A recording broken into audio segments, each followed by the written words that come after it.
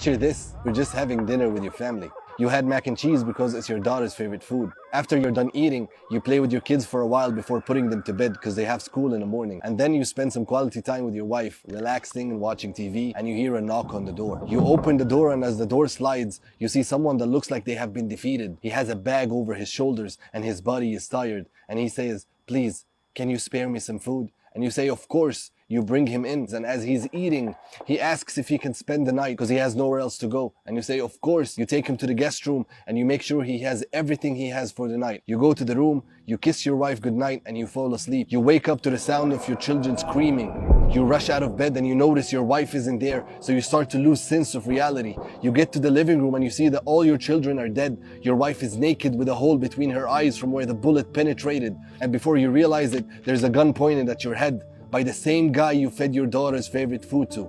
How do you think you would feel at that very moment? The worst you've ever felt, right? Wrong.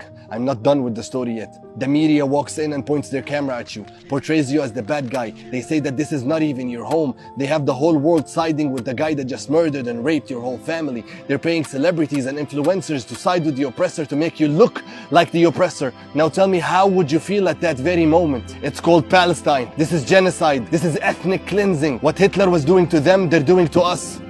Choose the right side of history. Choose Palestine.